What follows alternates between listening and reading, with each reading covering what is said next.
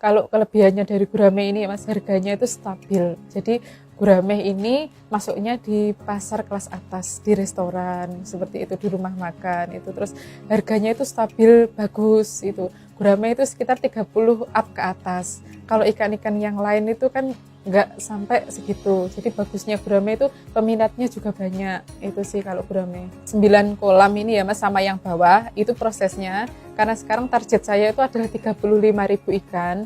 Dengan 9 kolam ini seperti apa? Nah nantinya tak buat bertahap. Jadi yang depan ini untuk pembenihan, yang belakang konsumsi. Ketika konsumsi nanti dijual, kita yang depan benihnya kan sudah siap konsumsi, ke belakang lagi saya beli benih yang baru lagi. Dibuat siklus seperti itu. Jadi kan nanti setiap bulan itu saya bisa panen. 2 bulan, 1 bulan sekali itu siklusnya bisa panen. Itu yang tak lakukan dengan 9 kolam saat ini. Ikan itu dipindah diseleksi. Jadi ketika kita punya 10.000 ikan, nah itu kan besarnya nggak sama. Nah itu nanti kita seleksi. Yang masuk grade A, B, C yang mana? Yang masuk siap konsumsi yang mana? Pembesaran. Nah itu nanti tak taruh di paling belakang. Kita untuk pembesaran ikan, nanti untuk siap konsumsi. Lah yang depan ini seperti apa? Yang depan itu yang kecil-kecil.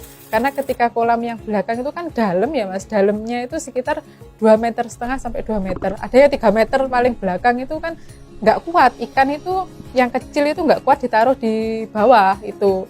Karena kan memang teknik budidayanya di sini dan di tempat yang lain itu beda. Itu kadang itu saya menerapkan teknik budidayanya yang di Tulungagung. Sana kan rata-rata banyak pengusaha gurame, tak terapkan di Serengat sini beda ternyata tekniknya itu, dan model kolamnya juga beda. Itu sih Mas, tak buat siklus seperti itu. Kalau yang kecil itu sekitar 1 meter sampai 1,5 meter, 1 meteran. Itu nanti kan airnya hanya sedikit ya. Jadi ketika kita datangkan ikan kecil itu ketinggian airnya itu 0,5 meter aja, nggak begitu dalam. Karena kalau terlalu dalam nanti ikannya kedinginan. Kalau di sini seperti itu. Ya, kalau gurame ini kan bisa dibuat siklus ya. Jadi kalau kita punya kolam banyak, jadi nanti yang depan untuk pembesaran, yang belakang ini kita bisa jual setiap bulan. Kalau sudah masuk grade-nya jual itu kan biasanya sekitar 7 sampai 8. Kadang 1 kilo isi 2 itu sudah bisa dijual gitu sih.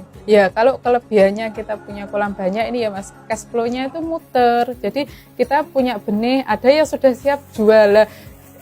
Untungnya yang jual ini untuk makan adik-adiknya ini nanti di siklus diputar seperti itu. Kita sudah jual, kakaknya ini nanti untungnya ini buat makan adiknya, terus muter seperti itu. Kalau per 1.000 ikan, saya ngitungnya itu HPP-nya per 1.000 ikan ya Mas, dari 35.000 nanti. Untuk keuntungannya itu saya dapatnya kurang lebih 15 ton sampai 17 ton jika dipanen semua.